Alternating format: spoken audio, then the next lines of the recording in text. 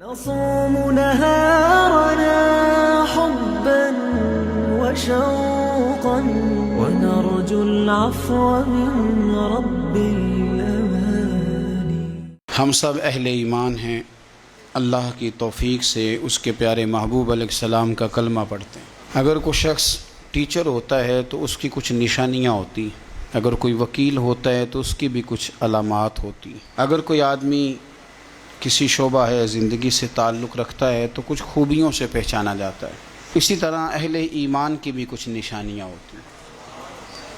مختلف آیات میں، مختلف احادیث میں، مختلف جگہوں پر مختلف قسم کی نشانیاں اہل ایمان کی بیان کی گئی۔ سورۃ الحجرات کی آیت نمبر 11 میں نے تلاوت کی ہے، یہاں بھی اللہ تعالیٰ نے اہل ایمان کی کچھ خصلتوں کا ذکر کیا ہے اور ایماندار کہہ کے کہا ہے کہ یہ کام نہ کرنا یہ مومنوں کا طریقہ نہیں ہے۔ اہل ایمان کی علامت ہے، نشانیاں ہیں کہ وہ ان کاموں سے ہمیشہ پرہیز کرتے ہیں، دور رہتے ہیں۔ ایک ہوتا ہے دل لگی کرنا، مزاح کرنا، خوش طبعی کرنا، وہ تو اسلام کے اندر محمود ہے، اس کی تو تعریف کی گئی۔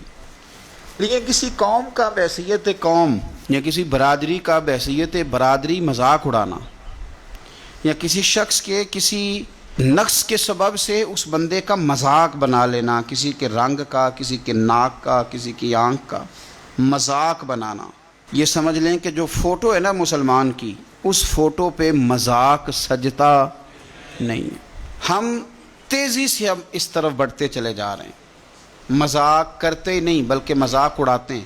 ایک قومی سطح کا فیشن بن گیا ہے، رات کو ٹی وی پر بیٹھ کر کے لوگ لیڈروں کی، علماء کی، تاجروں کی، سیاستدانوں کی، بیوروکریٹس کی نقلیں اتارتے ہیں، اور کمال یہ ہے کہ نقلیں اتارنے والوں کو ایوارڈ دیے جاتے ہیں، ان کو باقاعدہ سرکاری اعزازات سے نوازا جاتا ہے کہ تم قوم کا مذاق صحیح اڑاتے ہو، تمہیں نام صحیح ڈالنے آتے ہیں، تم تانا زنی ٹھیک کرتے ہو، لہذا تم ایوارڈ کے قابل ہو۔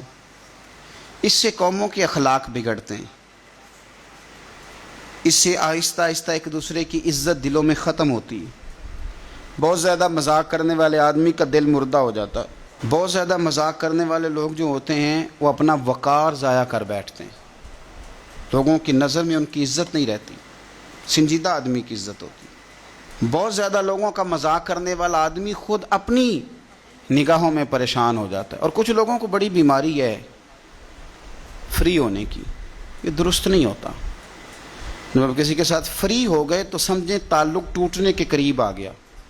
بہت بڑی بات کر دی اگر آپ کی سمجھ میں آ جائے تو، تعلقات حد سے گزر جائیں تو غم ملتے ہیں، اس لیے ہم ہر شخص سے کم ملتے ہیں۔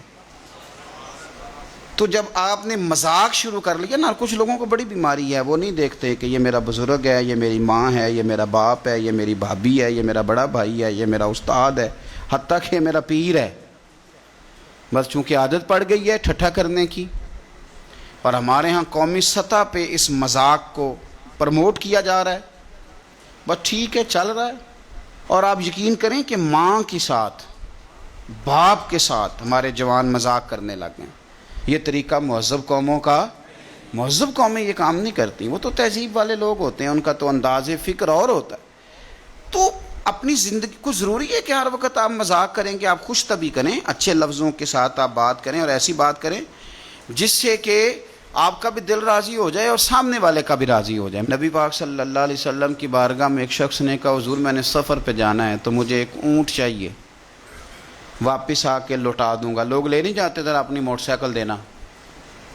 اس نے کہا حضور ایک اونٹ چاہیے، تو حضور مسکرائے، فرمائے اس کو نا اونٹ کا بچہ دے دو، اسے اونٹنی کا بچہ دے دو، واپس آ کے واپس کر دے گا۔ تو وہ صحابی کہنے لگے حضور میں نے بڑی دور جانا ہے، اونٹنی کا بچہ میں کیا کروں گا؟ فرمایا نہیں بھئی اسے اونٹنی کا بچہ دے دو۔ وہ کہا حضور بڑی دور جانا ہے، اونٹنی کا بچہ۔ جب وہ تھوڑا سے پریشان ہوئے تو حضور مسکرائے، وہ فرمایا یار تو میری بات کو سمجھ، کوئی اونٹ ایسا ہے جو کسی اونٹنی کا بچہ نہ ہو؟ ہاں اونٹ ہی کسی اونٹنی کا بچہ ہوتا ہے تو تجھے پورا بڑا اونٹ دیں گے، پر ہوگا تو اونٹنی کا بچہ ہی نا۔ تو یہ خوش طبعی ہے۔ آپ دیکھیں اس میں کسی بندے کا کوئی مذاق نہیں اڑا، کسی شخص کو کسی وجہ سے تکلیف نہیں ہوئی، یعنی ایک جرنل بات۔ ایک بوڑھی عورت آئی اس نے کہا یا رسول اللہ صلی اللہ علیہ وسلم میرے لیے دعا کر دیں اللہ مجھے جنت دے. تو حضور مسکرا کے فرمانے لگے بوڑھیاں تو جنت میں جائیں گی نہیں. وہ رونے لگ گئی، پریشان ہو گئی. حضور بوڑھیاں نہیں جائیں گی؟ تو حضور فرمانے لگے تو بلا وجہ پریشان ہو گئی ہے، ساری بوڑھیوں کو اللہ جوان کر کے جنت میں داخل کرے گا. یہ ایک سمجھ لیں کہ جرنل بات ہے جس کے اندر کسی شخص کو نام لے کر ٹارگٹ کر کے اس کا مذاق نہیں اڑایا گیا. تو ہم مطلب وہ کچھ لوگ اوور ہوتے ہیں، وہ ٹھیک نہیں. اس سے کیا ہوتا ہے کہ آپ تو سمجھ رہے ہیں کہ آپ بڑے سمجھدار آدمی ہیں، لیکن اس سے آپ کی شخصیت مجروح ہوتی ہے. یہ اخلاقی رویہ آپ کا، آپ سادی سی بات کریں، اور آپ یقین کریں جو لوگ سادی سی اور مختصر سی اور اچھی سی بات کرتے ہیں وہ نہ کسی پہ بوجھ بنتے ہیں نہ کسی کو تکلیف دیتے ہیں، وہ بے ضرر ہوتے ہیں. اور جو بے ضرر بندہ ہوتا ہے وہ گھر والوں کے لیے بھی اچھا ہوتا ہے اور باہر والوں کے لیے بھی اچھا ہوتا ہے. تو کوئی مذاق کسی قسم کا اس طرح کسی کے ساتھ فری ہونے کی کوئی ایسی ضرورت پیش نہ آئے آپ کو. آپ سادے رہے. اور میں نے کہہ دیا آپ کو کہ جس دن آپ ایک دوسرے کا مذاق اڑانے لگ جائیں گے اس دن آپ کے تعلقات سامنے والے سے خراب ہونے لگ جائیں گے. مذاق کا رزلٹ نفرت ہوتا ہے. مذاق جب آپ کرتے ہیں تو اس کا نتیجہ نفرت کی صورت میں برآمد ہوتا ہے. کبھی بھی اچھا اس کا نتیجہ برآمد. آپ ایک دوسرے کی عزت کریں. دوست اس دوست کو نہیں کہتے کہ آپ ایک دوسرے کا مذاق اڑائیں، ایک دوسرے کے گھر والوں پہ تان و تشنیع کریں، بلکہ ایک دوسرے کو عزت دیں، ایک دوسرے کی خوشی غمی میں کام آئیں، ایک دوسرے کے دکھ میں حوصلہ افزائی کریں، ایک دوسرے کے سکھ میں اس کی خوشیاں تقسیم کریں. ان چیزوں سے آپ کی دوستی مضبوط ہوگی، تعلقات بڑھیں گے. لیکن اگر آپ یہ کہیں کہ میں دوست کے ساتھ فرینک ہوں تو میں نے ایک دوسرے کو گالیاں دینی ہے، تو یہ بات درست نہیں ہے، یہ طریقہ ٹھیک نہیں. ہم اگر چاہتے ہیں کہ ہمارے تعلقات میں مضبوطی آئے تو پھر اس کے لیے ہمیں ایک دوسرے کی قدر کرنی چاہیے. یہ آیت مبارکہ نازل کب ہوئی؟ کچھ لوگوں نے حضرت بلال حبشی رضی اللہ تعالیٰ عنہ کی غریبی کا مذاق اڑایا، اور کچھ لوگوں نے حضرت عمار بن یاسر رضی اللہ تعالیٰ عنہ کے بارے میں کچھ باتیں کی. کچھ لوگوں نے حضرت صہیب رومی اور حضرت سلمان کے بارے میں کچھ باتیں کی. غریب لوگ تھے نا، تو امیر اکثر ہنستے ہیں، نہیں نہ کھا ٹفن نہیں کھولنا آتا غریب آدمی، اس کے گھر میں ہے ہی نہیں تو اسے کیسے کھولنا آئے گا. مہنگا تھرمس آ گیا تو غریب بیچارے کو کہاں کھولنا آئے گا، تو اس کا مذاق اڑایا جاتا ہے. اس کو نہیں پتا کہ اس نے اوون کیسے استعمال کرنا ہے، اس کے گھر ہے ہی نہیں بیچارے کے، اسے کیا پتا ہو، اس کا لوگ مذاق اڑاتے ہیں. لوگوں نے حضرت سلمان فارسی کا، صہیب رومی کا، بلال حبشی کا، عمار بن یاسر کا مذاق اڑایا ان کی غریبی کی وجہ سے. میرے رب کریم نے فرمایا کوئی قوم کسی قوم کا مذاق نہ اڑائے. تمہیں کیا پتا کہ بلال کی شان کیا ہے؟ تمہیں کیا پتا کہ صہیب رومی کا درجہ کیا ہے؟ تمہیں کیا پتا کہ سلمان فارسی کا مقام کیا ہے؟ تمہیں کیا خبر ہو کہ رب رسول کی نظر میں عمار بن یاسر کے درجے کتنے بلند؟ میرے بھائی مذاق کرتے ہیں لوگ اور مذاق اڑاتے ہیں، اور کسی کی غریبی اور کسی کا رنگ کالا اور کسی کی ناک چپٹی اور کوئی بیچارہ بولتا ٹھیک نہیں، اور کوئی آدمی جو ہے وہ اس کو گفتگو کا صحیح سلیقہ نہیں آتا تو ہم اس کا مذاق بنا لیتے ہیں، اس کو تکلیف دیتے ہیں. مجھے بتائیے اگر کسی کا ناک لمبا ہے تو بنایا کس نے؟ اور کسی کا چپٹی ناک ہے تو کس نے بنائی؟ اللہ نے. تو اگر کسی کے ہونٹ موٹے ہیں تو کس نے بنائے؟ اللہ نے. تو مذاق آپ کس بات کا بنا رہے ہیں؟ وہ تو خود خالق نہیں. قد لمبا ہو تو پھر بھی لوگ نہیں چین لینے دیتے، چھوٹا ہو تو پھر بھی نہیں. تو ہم نے مذاق بنا لیا بہت ساری چیزوں کو، ہم نے تکلیف دی لوگوں کو. اور پھر صرف یہ کہ مذاق یا ایھا الذین آمنوا میں عورتیں بھی شامل ہوتی ہیں، ہر جگہ مرد عورت کو خطاب ہوتا، لیکن یہاں خاص کر کے عورتوں سے کہا، خاص کر کے ولا نساء من نساء، کوئی عورت بھی کسی عورت کا مذاق نہ اڑائے. عورتیں اڑاتی ہیں مذاق. کہا عورتوں نے. نبی پاک صلی اللہ تعالی علیہ وآلہ وسلم کی ایک اہلیہ سے لوگوں نے کہا کہ آپ کے ہاتھ لمبے ہیں. وہ پریشان ہو گئے، یا رسول اللہ صلی اللہ علیہ وسلم یہ لوگ کہتے ہیں کہ تیرے ہاتھ لمبے ہیں. فرمایا وہ تو سخاوت زیادہ کرتی ہے اس لیے لمبے. تو یہ والا معنی لے نا. پیچھے بہت سارے لوگ ایسے تھے جن کے والدین مشرک تھے، وہ کلمہ پڑھ گئے. کچھ یہودی تھے، وہ کلمہ پڑھ کے مسلمان ہوئے. حضور کی ایک اہلیہ سے لوگوں نے کہا کہ آپ تو اس خاندان سے تعلق رکھتی ہیں جو پہلے یہودی تھا. تو نبی پاک صلی اللہ علیہ وسلم نے فرمایا تو کیوں پریشان ہوتی ہے؟ تو کہہ میں تو حضرت موسیٰ علیہ السلام کے خاندان میں سے ہوں. حضرت داؤد علیہ السلام یوسف علیہ السلام کے خاندان میں سے ہوں، تیرے تو چچاؤں میں سے نبی ہوئے، والدین میں سے نبی ہوئے۔ فرمایا تو کہا کر کہ میں تو ایک نبی کی بیوی ہوں، ایک نبی کی بھتیجی ہوں، اور ایک نبی کی میں بیٹی ہوں۔ تو نبی زادی ہے، تو کیوں پریشان ہوتی؟ تو لوگ مختلف جہتوں سے، عورتیں بڑا مذاق اڑاتی، تانا زنی کبھی نہ کریں، کسی شخص پر کبھی پھبتی نہ کسیں، کبھی کسی کے بارے میں آپ کمزور بات نہ کریں۔ آپ کو کس نے حق دیا؟ جس کو بنایا، جس طرح بنایا میرے رب کریم نے بنایا۔ ہم کون ہوتے اللہ تبارک و تعالیٰ کی تخلیق پر اعتراض کرنے والے؟ اور میرے رسول پاک صلی اللہ تعالیٰ علیہ وسلم نے ارشاد فرمایا کہ اپنے بھائی سے کبھی جھگڑا نہ کرو اور کبھی اس کا مذاق نہ اڑاؤ، اور فرمایا اس کے ساتھ کبھی کوئی ایسا وعدہ نہ کرو جس کی تمہیں خلاف ورزی کرنی پڑے۔ اپنے بھائی کا کبھی مذاق نہ اڑاؤ، کبھی بھی اپنے بھائی کے ساتھ ایسا وعدہ نہ کرو کہ جو تم سے پورا نہ ہو سکے۔ یہ ترمذی شریف کی حدیث ہے، اور حضور صلی اللہ علیہ وسلم نے فرمایا کہ جھگڑا بھی اس سے کبھی نہ کرو۔ بھائی کا مذاق بھی کبھی کسی نے اڑایا؟ ہم نے الٹے سیدھے نام رکھ لیے لوگوں کے، کسی کو اچھے۔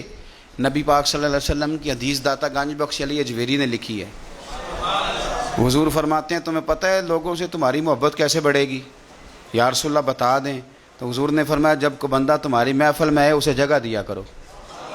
اور میرے رسول پاک علیہ السلام نے فرمایا 3 کام کرو گے تو محبت بڑھے گی، جب وہ آئے تو اسے جگہ دو، جب وہ ملے تو سلام لینے میں پہل کرو، اور فرمایا اسے اس نام سے پکارو جو نام وہ پسند کرتا ہے، ایسے نام سے نہ پکاریں جس سے وہ ناراض ہوتا ہے۔ یہ 3 کام کرو گے تمہارا لوگوں سے پیار بڑھ جائے گا، تمہاری محبت زیادہ ہو جائے گی۔ اور اگر تم اس طرح کے نام لوگے، القابات بگاڑو گے، برا لہجہ اختیار کرو گے، اور آپ دیکھ لیں ہمارے ہاں ہر برادری کے لیے کوئی نہ کوئی بری کہاوت بن نہیں گئی۔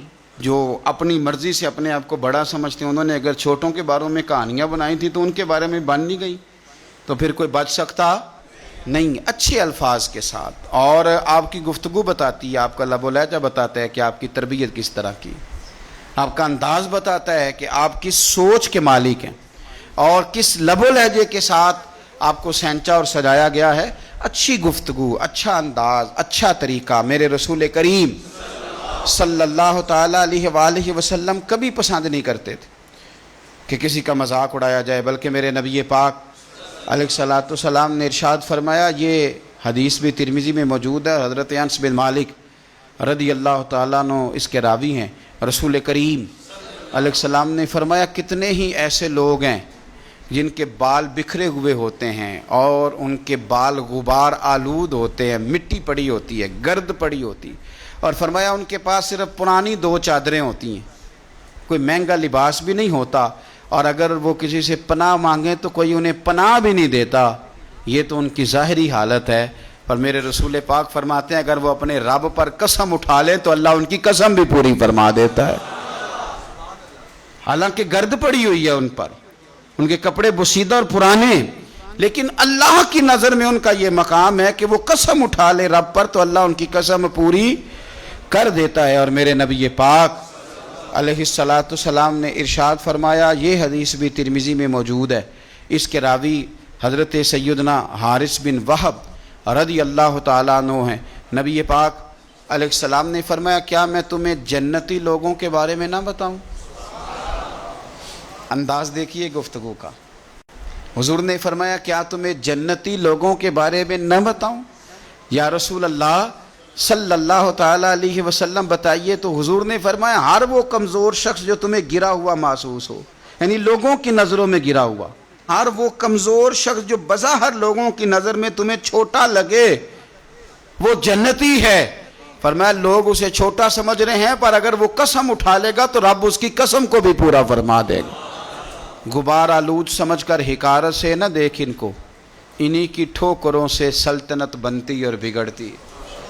اور علامہ اقبال نے بھی کہا تھا ید بیضا لیے بیٹھے ہیں اپنی آستینوں میں، تمنا درد دل کی ہو تو کر خدمت فقیروں کی، تمنا درد دل کی ہو تو پھر کر خدمت فقیروں کی، نہیں ملتا یہ گوہر بادشاہوں کے خزینوں میں۔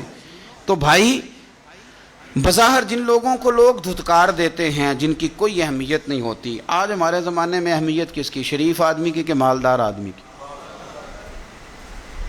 شریف ہے، نیک نام ہے، اچھا ہے، نفیس ہے، لیکن صرف مالدار نہیں، اور برادری میں دن طے ہونے لگے ہیں، لیکن سارے شریف نیک صالح لوگ موجود ہیں، ایک بندے کا انتظار ہو رہا ہے.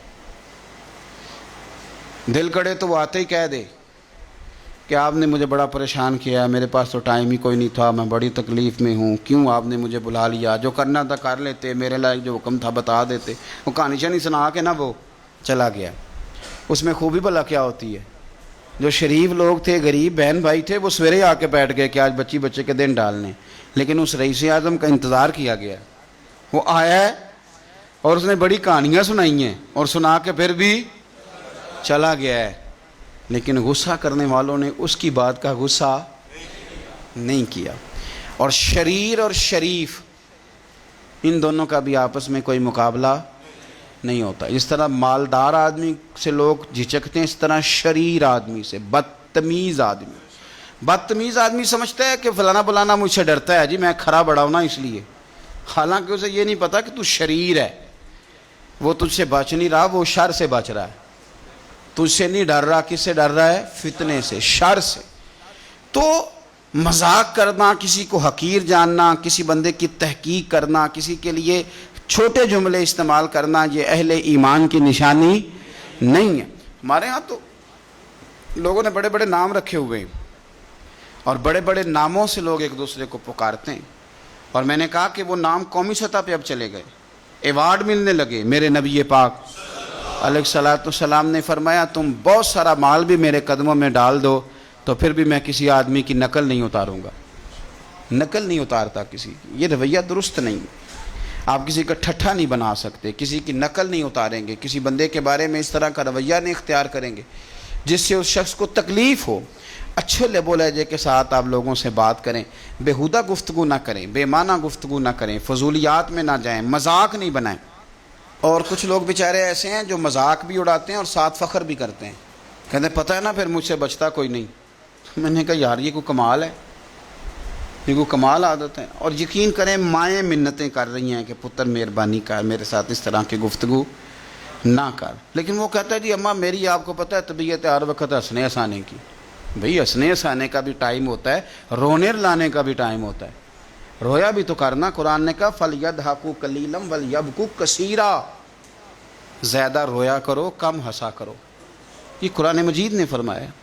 رویا زیادہ کرو، لیکن زیادہ ہنسنے سے دل مردہ ہو جاتے ہیں. لوگوں کو رونا آتا ہی نہیں، نہ سجدے میں، نہ دعا میں، نہ عبادت میں، نہ درد میں، نہ کیف میں، نہ اشراق میں، نہ چاشت میں، نہ تہجد میں، نہ تلاوت پہ، نہ درود پاک پہ، نہ تقریر پہ، نہ محفل پہ، نہ نعت پہ، نہ صوفیہ کے. رونا آتا ہی نہیں، کیونکہ وہ ہنس ہنس کے مذاق اڑا اڑا کے دل کالا سیاہ کر بیٹھے. نے کہاں سے رونا آئے گا؟ انہوں نے اپنی وہ متاع ضائع کر لی، وہ جو اندر ان کے درد ہونا چاہیے تھا وہ ختم ہو گیا. بہت زیادہ لوگ باتیں کرتے ہیں، بہت زیادہ کہانیاں سناتے ہیں، بہت زیادہ مذاق کرتے ہیں، بہت زیادہ لوگوں کی توہین کرتے ہیں.